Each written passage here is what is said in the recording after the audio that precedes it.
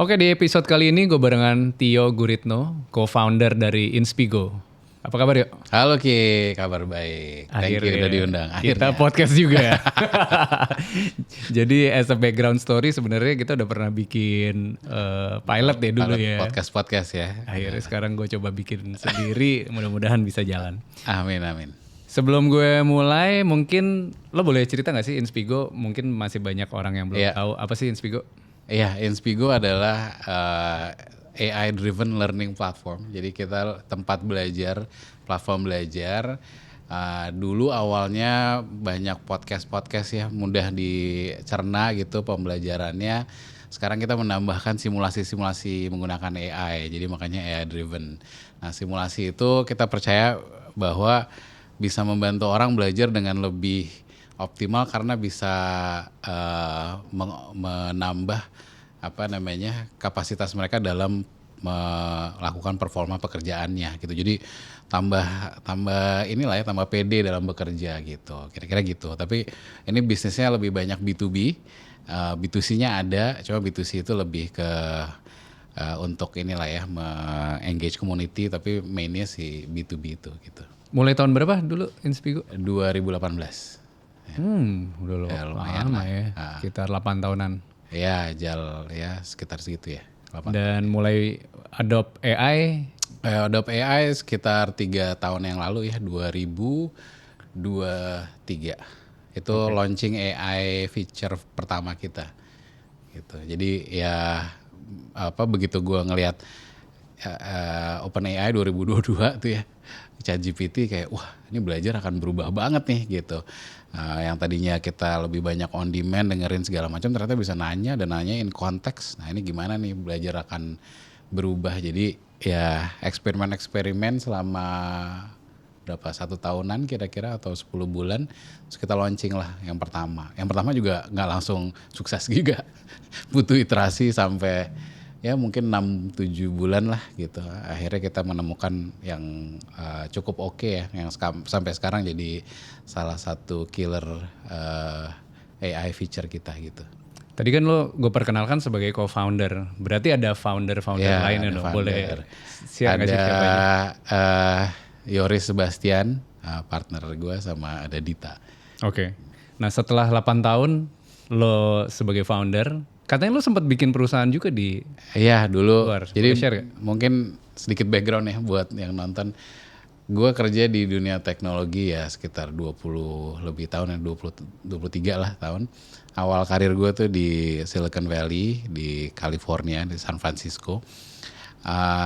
Dulu kerja di berbagai macam lah, ada di game company, Electronic Arts. Terus yang lumayan lama tuh di music streaming company namanya Pandora. Kayak Spotify gitu lah, tapi available hanya di US. Nah terus pas gue di Pandora itu terakhir 2011 ya seingat gue. Nah gue punya project, kayak side project gitu sama beberapa temen.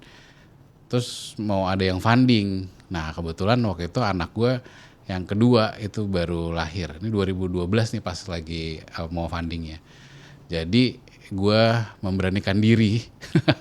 Anak kedua, gue nunggu dulu lahir, udah beres semuanya, terus gue jump into entrepreneurship. Jadi kalau dibilang nekat sih, mungkin agak double triple ya nekatnya. Ini bukan cuma cabut dari pekerjaan yang normal, tapi udah punya 2 anak dan anak kedua baru benar-benar lahir. Jadi literally gue inget banget tuh startup pusing itu di kantor, terus pulang ke rumah tiba-tiba istri gue karena di US ya, nih gantian gitu, ganti popok gitu kan. Gue kerja lagi tuh startup bagian rumah tuh sampai malam. Terus ya udah itu gue kerja lagi habis udah anak-anak tidur ya gitulah dulu. Tapi ya enjoy aja sih, maksud gue it's not as easy, tapi ya itu opportunity yang menurut gue waktu itu gue berpikir mungkin berkali-kali ya, apakah this is the right time, tapi ya gue jump in aja lah gitu. Nah gue pengen tahu tuh sebenarnya apa yang lo pikirin sampai akhirnya lo berani having the audacity untuk mulai, karena kan resikonya banyak ya. Resikonya banyak. Ya dari dulu sebetulnya mungkin gue ada jiwa entrepreneurship ya, karena selama gue bekerja gue selalu kayak, wah ini kita bikin inovasi ini segala macam. Jadi gue cukup proaktif sampai pada titik gue ngerasa kayak kayaknya kalau gue mau bikin sesuatu yang benar-benar gue banget ya, gue harus bikin company sendiri nih gitu. Jadi ada unsur itunya juga. Cuma kenapa saat itu gue berani, karena ada yang mau invest di ide kita. Jadi ide kita tuh dulu kita bikin namanya Good.co, matchmaking platform, tapi buat hiring, bukan buat dating ya. Buat hiring. Jadi si applicant itu nanti dia misalnya mau masuk ke tempat kerja, dia tertarik gitu mau kerjaan ini, dia ngisi assessment, terus hiring manajernya juga isi assessment, nanti dikasih lihat tuh berapa skornya, kalau kerja bareng tuh fit skornya berapa gitu, seberapa cocok gitu kalau kita kerja bareng. Nah, gue mau mulai side project itu karena gue pernah salah hire orang. Jadi gue pernah salah hire engineer ya, kurang tepat lah gitu. Secara technical jago, secara apapun lah, semua skills itu udah match sama ekspektasi kita. Tapi ternyata personality beda banget. Dia orangnya ternyata memang dia introvert, tapi introvert levelnya tuh benar-benar nggak kita expect ya. Dia kadang-kadang bisa keringetan kalau lagi meeting gitu. Bule. Dan dia report ke gue. Dia benar-benar nervous sampai nggak bisa ngomong kadang-kadang gitu. Wah, itu benar-benar nggak nyangka banget, dan gue berpikir kenapa gue nggak tahu dari awal ya gitu ya. Harusnya gue bisa assess dia di awal tentang itu. Terus gue juga bisa assess, terus gue bisa ngeliat lah kira-kira gitu. Nah, temen gue punya partner gue ini yang co-found company itu tuh punya problem yang sama, tapi dia sama bosnya. Kalau gue kan sama tim member gue, dia sama bosnya, dia di hijack ke company baru, tapi ternyata nggak cocok sama bosnya. Padahal dia udah merelakan banyak hal untuk meninggalkan company yang lama, ternyata nggak cocok. Terus dia pikir, wah ini kayaknya harus ada solusinya. Nah, akhirnya kita bikin itu. Nah, pas ada orang yang mau invest, gue pikir maybe this is the right time nih, karena kan gue udah punya spirit entrepreneurship itu ya. Cuma ya ada resiko ini. Ya gue pikir ya udahlah, kayaknya opportunity nggak datang sesering itu, dan ya udah gue coba aja gitu. Dengan segala macam roller coaster dan jungkir balik ya Ki. Bukan berarti kayak gampang ya. Gue dapet blessing dari istri gue aja itu udah gila lah gitu. Ada ya inilah banyak hal yang gue harus lalui untuk melakukan itu. Tapi ya seru ya. Alhamdulillah kita diakuisisi waktu itu sama company dari Jerman ya. Tapi sebelum ketika lo harus memulai sesuatu as a founder, kalau lo boleh share, apa sih sebenarnya at least 3 hal yang harus disiapin sebelum lo benar-benar mulai sesuatu dan ngejalanin sesuatu yang baru yang tadinya lo stabil di perusahaan, terus lo ide ada, modal ada, cuma ada nggak sih 3 hal lain yang menurut lo paling penting harus disiapin as a founder? Menurut gue satu sih ya mental ya. Mental maksudnya unpredictability itu kan tinggi kalau di entrepreneurship. Jadi mental untuk menghadapi itu beda lah. Kalau di corporate mungkin ya stabilnya iya, mungkin ada politik juga, tapi kalau ini kan benar-benar tiba-tiba market berubah atau ya apapun yang terjadi ya, ada perang di sana segala macam. Itu unpredictability dan mental itu tuh menurut gue satu yang harus disiapkan. Tapi mungkin kayak kuncinya ya udah flowing gitu ya. Kalau gue ya lo nggak bisa terlalu merubah banyak hal yang lo nggak punya kuasa. Jadi ya kitanya sendiri yang adjust, tapi ya enjoy dan flowing. Itu mungkin satu. Kedua,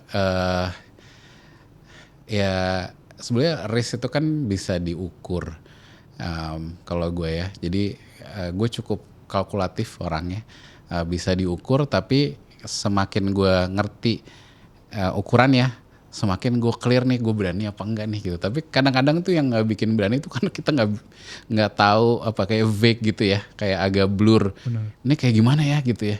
Tapi begitu kita kalkulasi secara lebih detail, gue jadi bisa nih kayaknya gitu. Jadi gue lebih pede juga dalam membuat keputusan, karena ini kayaknya resikonya gini gue bisa nih gitu. Jadi itu sih menurut gue another thing yang helpful ya, dan secara nggak sengaja karena gue orangnya cukup logical ya, gue melakukan itu, dan ya gue nggak mempersiapkan itu as ini, cuma natural aja gitu yang risk calculation ya. Terus apalagi ya?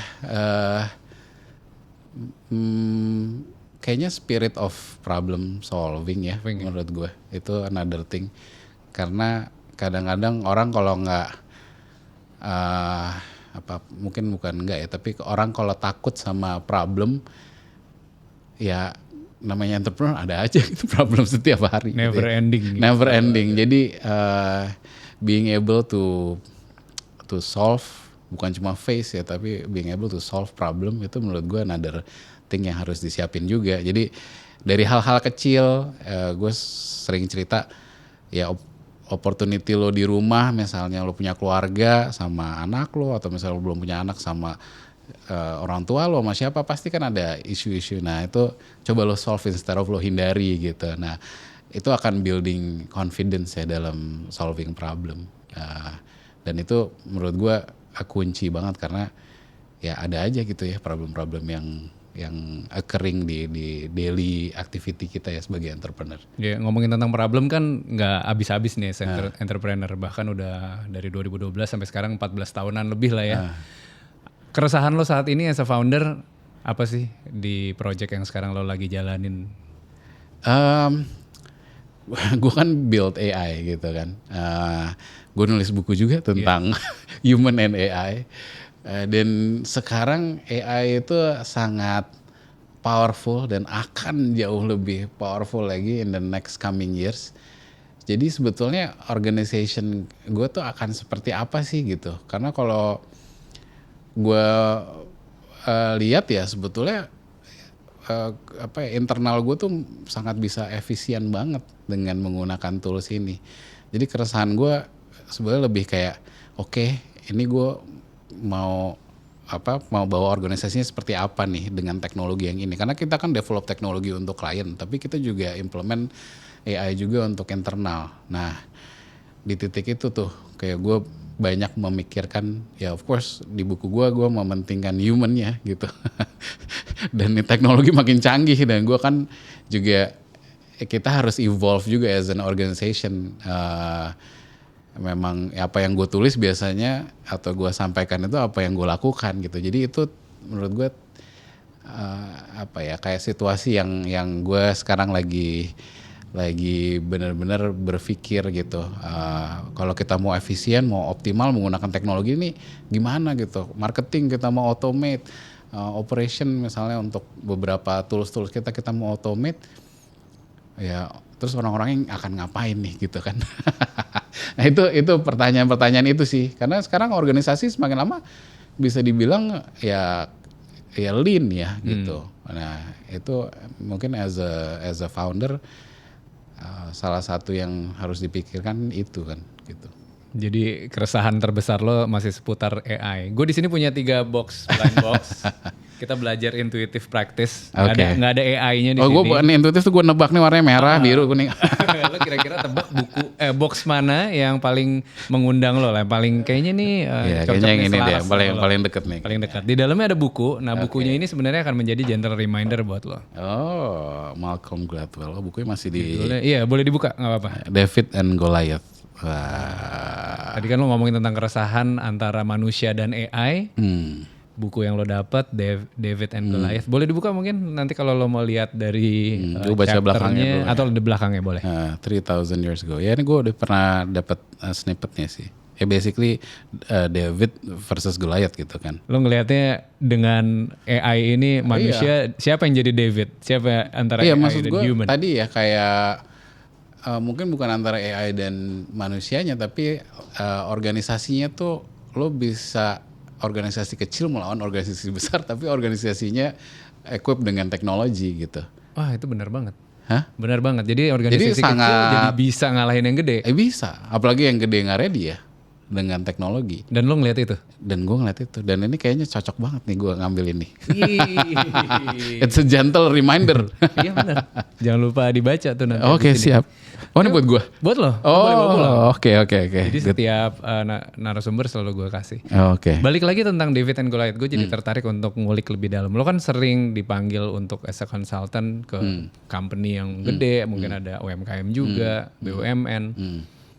Boleh cerita gak sih David and Goliath-nya kayak gimana nih sekarang situasinya?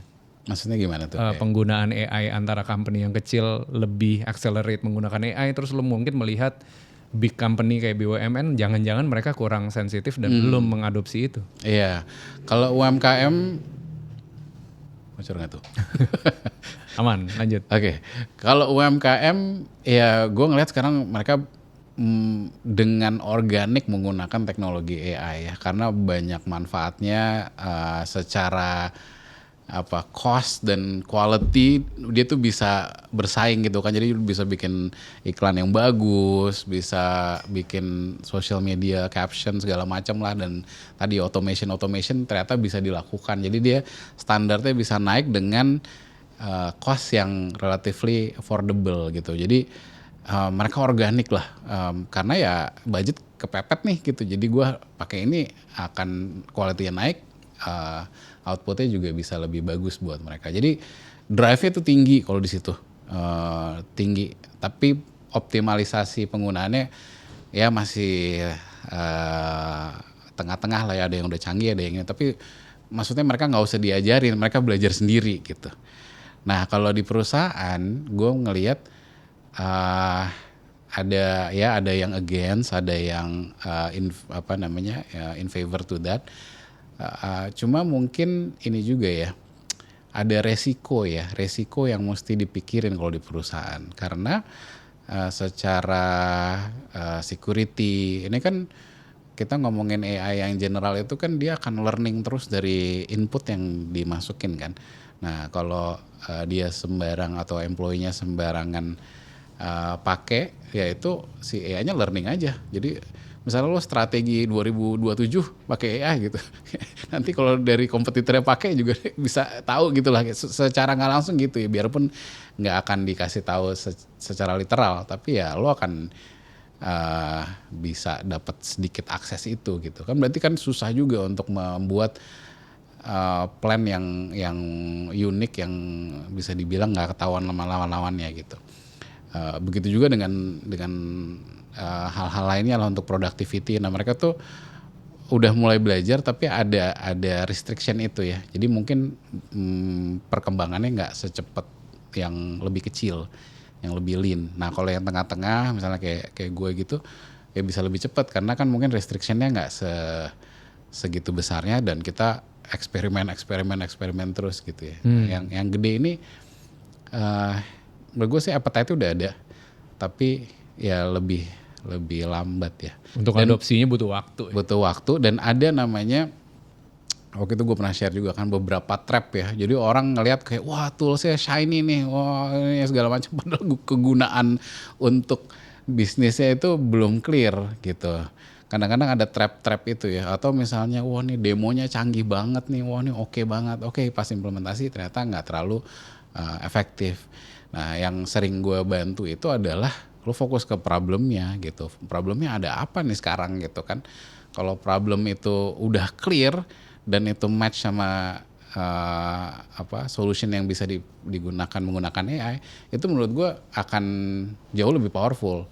Dan mulainya kecil-kecil gitu ya. Gue nggak terlalu in favor yang langsung berat gede gitu, resikonya lebih gede. Nah enak kecil-kecil terus tetap IT-nya bisa nge-measure juga nih resikonya gini segala macam gitu. Jadi nggak langsung invest gede-gedean dengan resiko yang lebih besar, tapi progressing jadi lebih cepat gitu. Kalau gue lebih berpikir tuh iterasinya lebih cepat sehingga confidence-nya juga ke-build dan resultnya tuh lebih clear gitu, nggak ke-trap dengan trend dan segala macam ya gitu. Itu sih yang gue berharap ya company yang lebih besar. Memang itu kan ini ya David ya. David, benar. David itu malah justru mentalitinya kayak agak-agak startup di dalamnya gitu. Nah itu yang so far gue observe dan gue bantu lah gitu. Kalau bicara tentang being a founder, lo kan tadi bilang dari tahun 2012, terus ke Jakarta 2017. Gue juga waktu jadi founder chief 2013. Jadi eranya menurut gue era-era sebelum AI nih gitu. Mirip-mirip dan sebelum AI. Dan sekarang kalau kita lihat dengan AI udah mulai accelerating dari 2022, menurut lo apa sih peran AI dan membantu orang yang tadinya nggak berani untuk memulai sesuatu, bikin brand, bikin produk, bikin perusahaan, jadi apa nih? Jadi katalis kah atau jadi justru menghambat mereka? Iya, justru dibanding kita dulu mungkin sekarang jauh lebih gampang ya Ki ya untuk memulai sesuatu dan dengan resiko yang relatif jauh lebih rendah karena kan dulu mungkin kita harus investasi macam-macam logo apa, sekarang dengan jauh lebih mudah lah untuk membuat itu. Dan di tahun ini dengan teknologi AI yang sekarang ya yang udah mau ke general intelligence, ini udah canggih banget sih. Maksudnya bikin aplikasi bisa prompting, bikin website prompting. Jadi lo ya mungkin ya buat temen-temen yang sekarang kerja mau testing the water, ya udah jauh lebih gampang dan modalnya mungkin ya jauh lebih sedikit dibanding dulu lah gitu. So there is no reason to try even while working ya full time untuk coba-coba ide gitu. Dan sebetulnya kan ya apa yang kita godok dia itu kan tergantung kita sendiri. Kalau memang kita udah punya konsep, udah punya pemikiran nih, gue pengen bikin bisnis kayak gini nih, itu testing the waternya udah jauh-jauh lebih mudah. Jadi menurut gue it's a big upside lah sekarang. Cuma yang harus dipikirkan ya sekarang semua orang punya akses ke situ tuh. Jadi ya consumer kalau ngelihat nih begini doang nih AI nih AI, nah itu yang mesti dipikirkan juga ya. Jadi aksesnya mudah tapi at the end of the day kan kita jual jasa, jual produk itu kan ke manusia.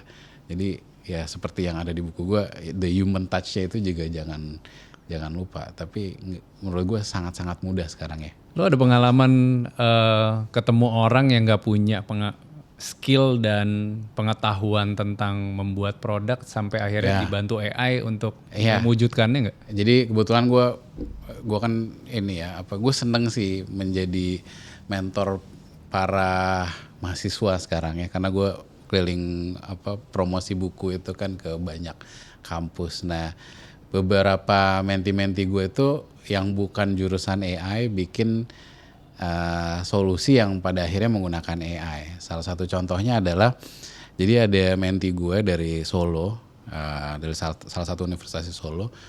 Dia itu majornya atau jurusannya itu gizi. Nah dia dari situ melihat bahwa wah ini kok ahli gizi di rumah sakit itu kok ini ya kesusahan ya cari menu yang enak gitu. Mereka selalu bilang ini nih restricted nih by doctor's recommendation, nggak boleh pakai ini, nggak boleh ini, jadi makanan jadi nggak enak gitu.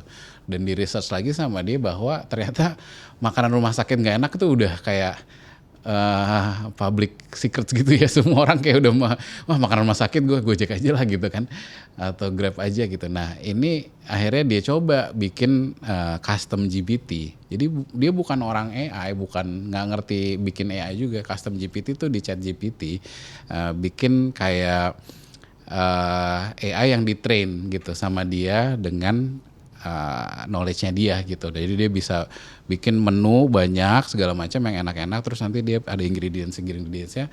Nanti si yang menggunakan itu bilang oh ini sakitnya ini nggak boleh makan ini. Terus gitu nanti keluar tuh menu-menu yang recommended gitu, yang punya restriction sesuai dengan prompt-nya tadi itu. Nah ternyata pas dia bikin custom GPT dikasih ke ahli gizi di rumah sakit, pada wah ini oke banget nih, jadi gue lebih bisa bikin sesuatu yang emang flavornya enak, makanannya enak. Kan kalau pasien dikasih makan enak kan cepet sembuh ya. Happy dia. Nah jadi itu menurut gue sangat menarik use case-nya. Dan dia tes ke beberapa orang, sampai saya bayar aja gitu. Dan akhirnya dia kepikiran untuk bikin aplikasi sendiri, aplikasi simple yang tidak menggunakan custom GPT, karena custom GPT juga bingung bayarnya gimana. Nah terus akhirnya dia diolah sama dia bikin simple seperti website gitu, tapi kalau mau pakai tadi itu AI-nya bayar dulu berapa gitu, subscription atau per use ya, gue agak lupa. Tapi intinya udah mulai dimonetisasi dan itu jalan Ki. Maksudnya ada demand untuk orang bayar, itu kan something ya. Kita sebagai entrepreneur, lo mau bikin prototype, mau bikin kayak gimana, tapi kalau nggak ada yang beli itu bukan bisnis gitu. Benar. Ini ada orang mau bayar dan ngantri bayarnya sebelum jadi itu. Jadi menurut gue bikin dari something yang simple yang bisa dibilang hampir gratis. Ya kalau butuh yang premium segala macam nggak gede gitu kan investasinya, tapi dia bisa prototype, dia bisa tes, dan dia nggak punya knowledge yang technical, ternyata bisa nih sekarang gitu. Jadi harusnya banyak banget yang bisa dieksperimenin. Iya. Jadi secara fasilitas AI-nya udah bisa digunakan oleh siapa aja. Basically lo tinggal daftar, lo pakai. Cuma yang membedakan akhirnya orang yang tadi lo ceritain, yang akhirnya berhasil nyampe dia bikin produk, sama orang-orang yang sekarang nih belum pakai dan masih menganggap AI itu sebagai apa ya, bukan musuh juga ya, tapi ya dia nggak mau pakai aja gitu. Apa yang membedakan kedua orang ini dan gimana supaya bisa punya mindset seperti yang menti lo tadi itu? Ya kalau dia mungkin masih kuliah jadi lebih punya resiko yang lebih rendah ya dibanding mungkin yang udah kerja. Tapi sebetulnya di era AI ini yang gue tulis di buku juga, salah satu yang penting itu adalah courage. Ya, berani nyoba. Dan sekarang relatifly resikonya lebih kecil menurut gue. Tapi keberanian itu tuh penting, berani belajar. Berani itu bukan berarti harus langsung jump in jadi entrepreneur ya. Tapi ya berani belajar, berani mencoba sesuatu yang baru, berani solving problem. Itu menurut gue akan membedakan orang-orang yang mau jump in atau nggak jump in gitu. Dan berani itu kan menurut gue skala orang-orang tuh beda-beda. Kalau lo belum berani hal yang lebih gede, ya hal yang kecil dulu. Hal kecil tuh kan buat orang beda-beda. Tapi at least lo berani mencoba, berani kecil-kecil lah gitu. Biarpun kecil tapi lo berani. Nah itu sih menurut gue yang salah satu yang paling penting terutama di era sekarang. Karena kita kedisrupsinya tuh gila-gilaan. Ini gue 23 tahun di teknologi, dari zaman internet.com sampai sekarang nih, wah ini gila sih disruptionnya. Jadi kalau kita nggak berani, even sebagai employee aja nggak berani, menurut gue akan cukup challenging ya ke depannya gitu. Jadi itu menurut gue salah satu resiko.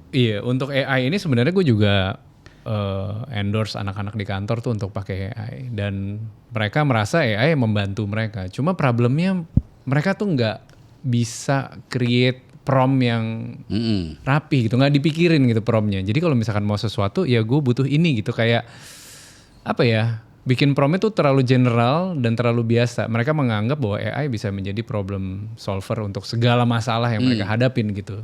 Tanpa mereka sadari bahwa output yang dikeluarkan oleh AI kalau promptnya jelek ya hasilnya juga jelek. Kalau lo ngelihatnya gimana sih? Apa sih sebenarnya yang harus diperhatiin kalau creating a prompt? Iya kan ada fenomena itu ya, work slop ya. Work slop itu lo kerja working tapi sloppy menggunakan AI, pada akhirnya hasilnya ya gitu-gitu aja gitu, malah jauh dari ekspektasi. Menurut gue ya salah satu yang gue tulis di buku juga itu adalah the masterpiece mindset.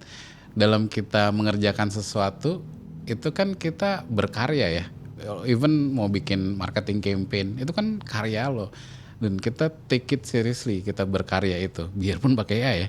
Nah jadi karya itu menurut gue kalau punya standarnya itu bikin sebuah masterpiece tuh mahakarya ya. Mahakarya tuh definisi simple gue, lo 10 tahun 20 tahun lagi dari sekarang lo lihat si kerjaan lo itu, lo masih bangga gitu. Ya, dan ya alhamdulillah gue punya contoh-contoh lah, gue bisa ceritain waktu gue di Pandora segala macam. Cuma mindset untuk bikin yang paling terbaik gitu itu penting. Nah sehingga pas lo lagi prompting lo juga yang terbaik nih gitu.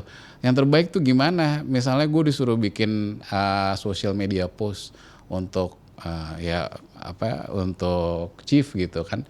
Misalnya lo benchmarking lo kalau di negara ini kayak gimana negara ini. Jadi lo bisa research sebanyak-banyaknya, standar lo tinggiin, bukan cuma research misalnya lokal tapi internasional. Ini kalau Nike bikin gimana, kalau ini bikin gimana gitu. Ini emotional connectionnya tuh gimana sih kalau Nike kok bisa simple banget. Nah lo kan punya curiosity yang tinggi, tapi standar itu emang lo naikin gitu. Curiosity penting, tapi menurut gue kalau dia curiosity-nya nggak menuju ke standar yang tinggi, takutnya nanti malah jadi melebar kemana-mana. Jadi menurut gue masterpiece mindset itu penting. Sebagai karyawan itu penting. Di buku gue menjabarkan karyawan itu harusnya berkarya loh. Namanya aja karyawan. Namanya karyawan. Ya kan, lo harusnya berkarya tuh ya bikin sesuatu yang full of passion, out of your heart gitu, bener-bener lo ya put your soul into it lah gitu.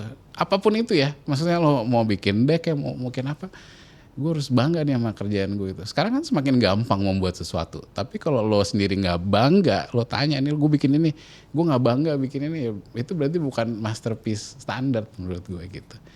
Si AI ini kalau misalkan lo bisa lanjutin lagi cerita dari menti lo, sebenarnya apa sih yang calon founder ini bisa gunakan ketika mereka ngetikin sesuatu di AI? Hal-hal apa aja yang kira-kira menurut lo AI ini bakal membantu mereka untuk accelerate mereka dari yang mungkin hanya sebatas konsep idea, apakah bisa sampai sejauh business case, bahkan sampai ngebantuin sampai eksekusi. Apa aja yang bisa lo lihat opportunity yang AI bantu? Ya, ntar lo share juga, lo kan juga bikin-bikin tuh Iya. kan. ya of course ya, market bisa research kompetitor atau calon kompetitor, di situ bisa research ya business opportunity secara apa, market size dan business opportunity size seberapa besar ini gitu kan, bisa research. Banyak banget sekarang yang kita bisa research tanpa kita harus beli research ya, dan ini bisa spesifik banget kan, kayak lo kemarin tentang burger, tentang apapun gitu, biarpun itu mesti divalidate tapi ada quick insights yang bisa kita dapat. Udah jauh lebih mudah bikin prototype, sekarang udah gampang banget bikin chatbot aja, sekarang udah bisa prompting. Ya intinya sebetulnya untuk mendekatkan kita ke bisnis ya, yang tadi ada orang beli apa nggak beli, kan bisa aja kita gue mau bikin shampoo nih, gue bikin shampoo-nya nanti ada orang mau ini nggak, pre-order nggak gitu kan, udah gampang banget, barangnya nggak usah dibikin dulu gitu, tapi ini konsep ini nih akan relatable nggak sama orang sampai orang mau klik gitu kan, itu kan something yang ya dulu kita effort gitu untuk melakukan itu. Even gue mau sampo ini ingredientsnya kunyit, yang ini belimbing, yang ini apa gitu, lo bisa coba-coba sampai orang kayak wah yang ini kayaknya oke nih gitu. Even makanan burger kayaknya lo bisa somewhat prototyping sebelum itu ya. Iya. Dan menurut gue kemarin gue juga coba iseng-iseng, karena kalau zaman dulu kita mau bikin sebuah business case itu kan butuh waktu ya. Mungkin juga kita harus masukin ke Excel dulu atau nyuruh tim finance kita. Kemarin tuh simply gue lagi nunggu makanan take away karena ada di restoran burger salah satu di Jakarta Selatan, rame banget. Nunggu take away-nya aja tuh 30 sampai 40 menit. Sembari lagi duduk tuh gue penasaran ini sebenarnya seberapa menguntungkan sih nih restoran ini. Jadi gue cuma ngitung nih jumlah karyawan ada berapa di floor, jumlah kursi, kira-kira gaji karyawannya UMR lebih dikit, sewa di daerah Jakarta Selatan berapa, gue masukin ke AI. Harga makanan kan kelihatan tuh di menu, gue minta dia hitungin COGS-nya, gue minta dia hitungin berapa sih gross profitnya. Dan ternyata memang menariknya cepet banget, dalam jangka waktu 1 menit keluar semua. Dan gue bilang, oh nih salah nih, dirubah dikit, kayak within 10 minutes gue screenshot dan gue upload di Instagram story. Waduh itu banyak banget yang nanyain. Maksudnya masih banyak ternyata yang masih belum tahu penggunaan AI itu bisa sampai sejauh itu gitu. Dan menurut gue salah satu gunanya juga yang tadi lo sampaikan, kayaknya nggak ada alasan lagi buat orang untuk nggak bisa berinovasi di zaman AI ini. Pertanyaannya tinggal gimana mereka bisa mengkompilasi data yang ya connecting the dots lah ya. Gimana caranya mereka bisa mengkompilasi segitu banyaknya data dan mendapatkan inovasi yang baru gitu. Yeah. Tapi exercise yang lo lakukan itu sebenarnya gue tulis di buku juga, namanya reverse engineering. Nah itu menurut gue buat entrepreneur atau calon entrepreneur itu oke banget buat latihan untuk dapetin sense ya. Karena lo bisa aja ya ke restoran, misalnya gue ke chief gitu, gue ke barbernya gitu, gue ada berapa barber, harganya berapa, harga itu kan lo bisa reverse engineer semuanya. Dan setiap lo ke toko atau ke tempat makan, lo bisa reverse engineer itu semuanya, ke gym, ke mana gitu kan. Nah, jadi itu semakin dapet tuh business sense-nya. Itu menurut gue oke banget. Lo ngeliat iklan Terus misalnya iklan itu kayak wah tiba-tiba banyak nih yang beli gitu kan. Oh ini kenapa iklan ini bisa works banget ya gitu. Lo reverse engineer.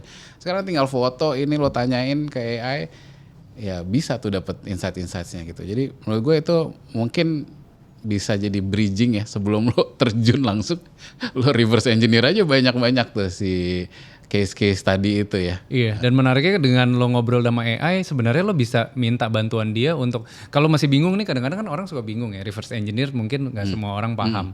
Bisa nanya sama AI, bantuin gue dong untuk nge-reverse engineer misalkan bisnis burger itu tadi. Gitu. Apa yang harus gue ketahui dulu gitu. Iya. Dan kalau specifically ngomongin tentang AI, banyak selalu yang ditanyain kan pasti, kerjaan saya gimana mas in the future? Kalau semua aja bisa nge-prom terus bikin desain, nge-prom bisa bikin video, nge-prom bisa dapat model gitu, model dalam artian gak usah bayar model, modelnya udah bisa jualan. Menurut lo gimana ya evolusi di workforce in the future? Ya itu ya tadi yang mungkin gue juga sempat mention, gue di internal gue sendiri aja gue lagi bener-bener merefine itu dan mencari bentuk untuk kedepannya gimana. Workforce akan sangat berubah. Kalau based on Gartner Research, salah satu research company di Amerika, itu job loss itu dia linear ya, naik terus gitu, tapi dia lumayan steady. Tapi job yang baru, new jobs itu dia ada, cuma masih sedikit sampai tahun 2029 dia akan surpassing the job loss. Gitu. Jadi 2029 akan mulai menukik gitu. Nah sekarang ini waktunya orang kayak melihat nih, sensing nih apa ya yang kurang. Gue rasa pasti akan ada yang baru-baru lah. Dulu kan zamannya online, nggak ada online marketing segala macam ya. Akhirnya ketemu patternnya di AI sendiri. Kayak buku gue itu, gue dulu punya intern ya ngetrain AI nih ke Gemini ke ini. Coba tolong train itu, tahu nih buku tentang Becoming Power Human gitu ya, nulis Tio Guritno gitu kan. Itu dulu gak ada kerjaan kayak gitu. Ternyata ada AI trainer yang dia kerjanya keliling-keliling gitu. Nanti akan ada lagi yang lain-lain gitu. Jadi akan ada menurut gue yang baru-baru. Memang yang tergantikan ini tadi itu cukup steady. Cuma spiritnya sih menurut gue tetap belajar untuk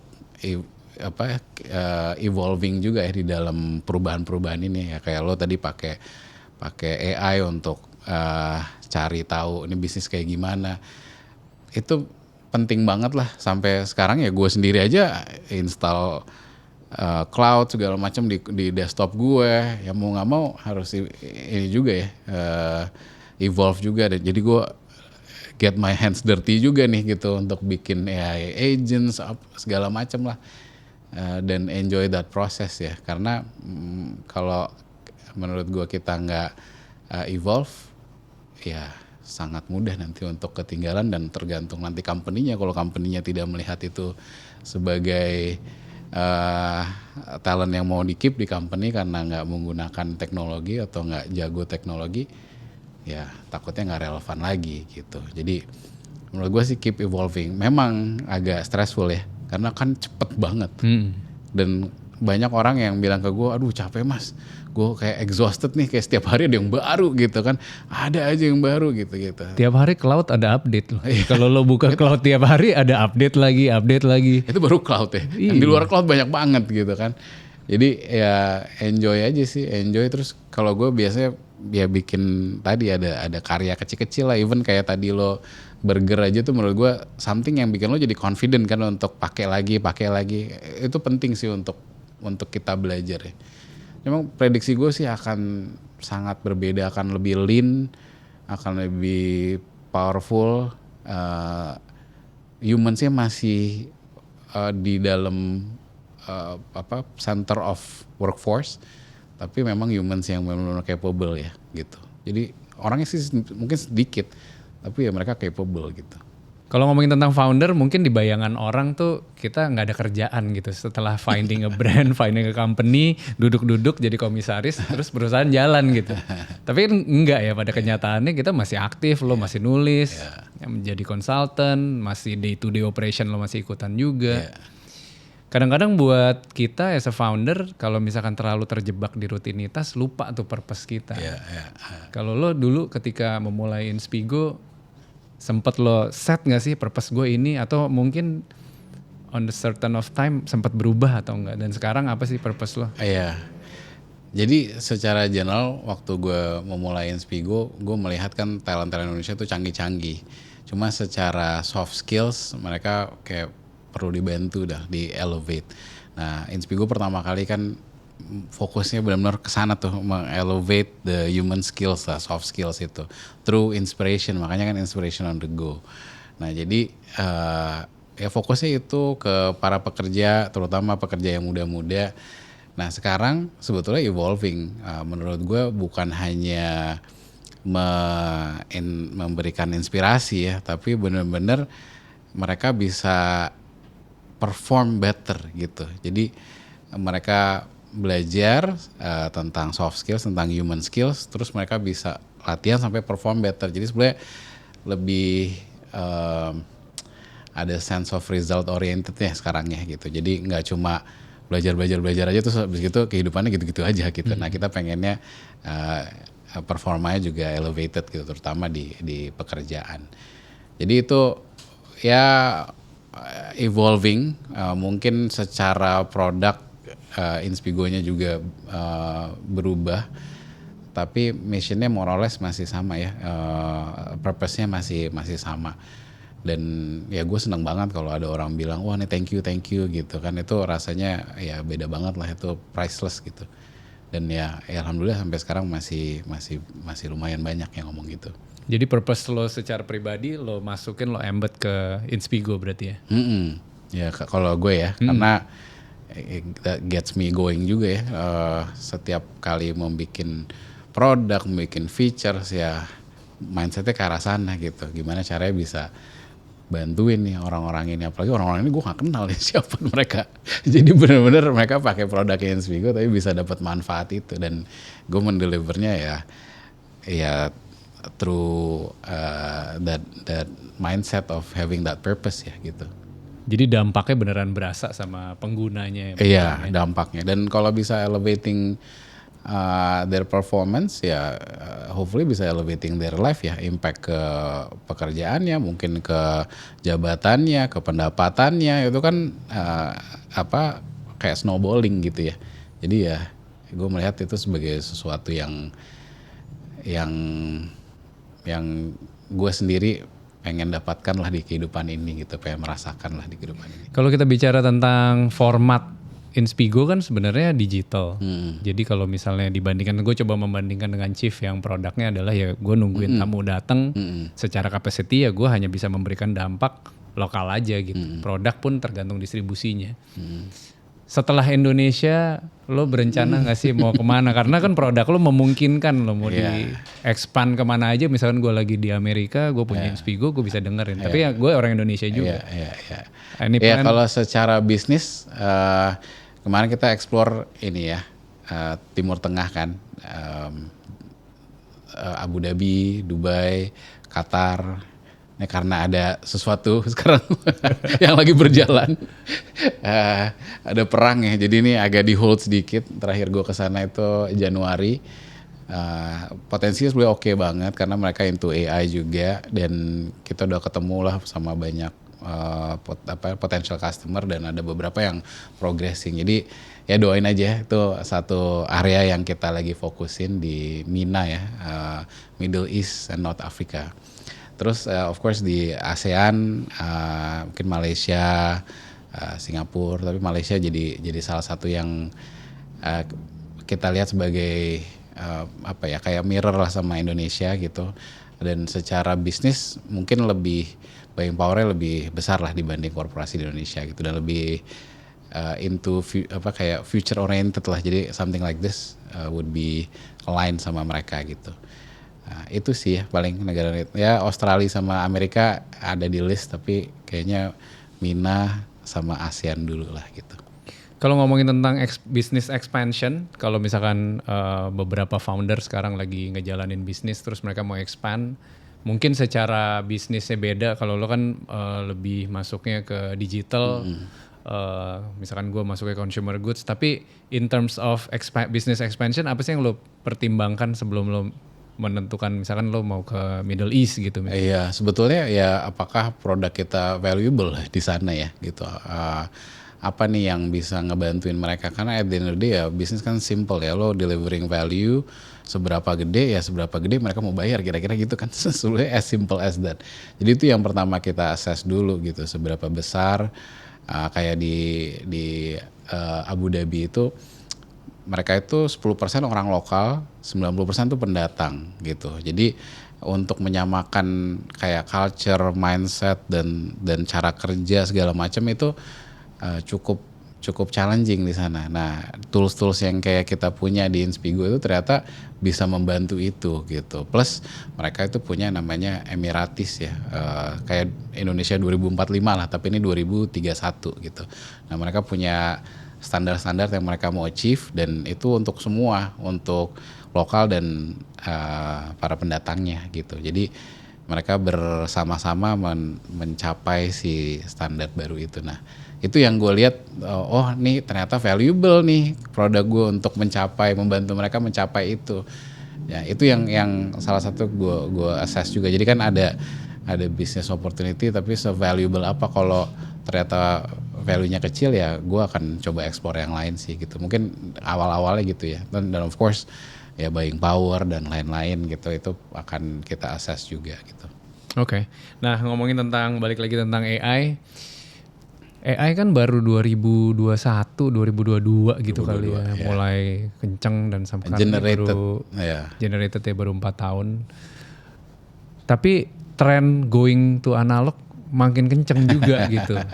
Orang mulai balik lagi, kalau nulis sekarang bahkan nggak ngetik laptop, ngetiknya pakai mesin tik beneran. Ada yang belajar jahit, gue ngeliat juga ada yang bercocok tanam. Kayak semua orang tuh mulai kembali ke analog gitu. Lo ngeliat fenomena ini kayak gimana dan kenapa sih? Iya, menurut gue bagus lah, karena kan jangan sampai kita kehilangan our humanity ya, our human sense juga. Kita kalau AI-nya mati kita nggak bisa ngapa-ngapain. Nah, kita nggak bisa bercocok tanam, kita nggak bisa makan dong gitu. Kita nggak bisa tadi bikin baju gitu, itu kan basic needs lah. Jadi gue selalu bilang, jangan sampai ya itu memperbodoh kita ya, membuat kita jadi incapable of doing anything gitu. Jadi benar-benar lu bayangin aja kalau AI-nya mati sekarang, lu bisa apa? Kalau lu ternyata lebih nggak bisa melakukan hal-hal yang dulu lu bisa lakukan, berarti itu kan downgrade gitu. Jadi itu jadi some sort of reminder lah, gue tulis di buku juga. Dan menurut gue tren itu bagus banget, harus ada penyeimbang ya. Otherwise kita terlalu tergantung. Ya kalau AI-nya mati kita done, benar-benar done. Nggak bisa mikir. Banyak orang yang sekarang meng-outsource pemikirannya ke AI. Bener. AI-nya mati dia panik, nggak bisa mikir lagi. Nggak biasa mikir ya. Iya. Nah karena harusnya mikir kita, terus kita minta bantuan gitu. Ya begitu juga dengan nanti yang udah mungkin AI-nya dalam bentuk fisikal ya, robot dan lain-lain. Ya udah bisa jahit, udah bisa ngelakuin, udah bisa nyetir. Jadi jangan sampai ntar semuanya udah apa kayak robot taksi gitu, kita nggak bisa nyetir lagi, ya kan? Kan ini aja apa, kalau gue mau mengumpamakan ya, manusia kan bisa misalnya dari sini ke Monas naik Formula One nih cepet gitu kan, 5 menit. Tapi lo bisa jalan kaki juga. Atau lu bisa naik sepeda, atau bisa naik motor gitu. Ya lu sebagai manusia kan tetap harus olahraga, jalan kaki. Jadi lu bisa semuanya, bisa naik mobil, bisa jalan kaki. At least lu gak lupa tiba-tiba lu sering naik Formula One, lu lupa jalan kaki, gak bisa jalan kaki. Ya gitu sih, jadi menurut gue it's important to balance out, jangan sampai lose humanity, tapi biasanya untuk merimain kita jadi tambah baik atau gak baik itu, bayangin kalau AI-nya mati gitu. Kayaknya mati, kita capable apa enggak? Bener, make sense. Terakhir pertanyaan gue adalah, di buku lo sempat nulis tentang courage, keberanian. Apa sih yang bisa diambil oleh yang lagi nonton sekarang? Gimana supaya mereka bisa membangkitkan keberanian mereka gitu untuk memulai sesuatu, terutama ya memulai brandnya sendiri, produknya sendiri, perusahaannya sendiri. Iya. Setiap orang punya takaran beda-beda. Tadi gue mention sedikit juga bahwa kalau lo mulai dari yang kecil-kecil itu akan building confidence. Jadi yang lo nggak pernah lakukan, misalnya lo ke kantor pakai jalur A, lo coba jalur B deh gitu. Yang simple aja, yang nggak resikonya nggak yang gimana-gimana, paling telat ya gitu ya. Tapi lo berani melakukan hal-hal baru yang resikonya masih bisa lo takar. Nah lama-lama lo building confidence, lo akan mudah-mudahan bisa jumping into something bigger gitu. Tapi itu sesuatu yang menurut gue bisa dilatih, bukan sesuatu yang instan juga gitu. Dan orang apalagi semakin berumur ya dan semakin banyak responsibility, pemikirannya semakin banyak. Nah kalau itu nggak dilatih, ya bukannya berarti semua orang harus jadi entrepreneur, tapi keberanian lo untuk melakukan hal-hal baru jadi nggak ada atau berkurang gitu. Jadi bagus untuk dilatih setiap hari. Dan latihannya simple-simple aja, misalnya lo nggak suka makan durian, lo cobain deh durian gitu, kira-kira gimana? Misalnya gitu kan jadi berani. Menurut gue itu hal yang pakai baju apa hari ini? Iya, misalnya lo bajunya hitam lo nih kayak gue nih hitam, lo besok pakai baju merah gitu kan? Ya mungkin aja jadi something yang lo nggak comfortable, tapi ya lama-lama lo jadi berani melakukan hal-hal yang lo nggak comfortable gitu. Benar, setuju. Yeah. Thank you Tio Guritno, co-founder Thank you, Inspigo. Thank you.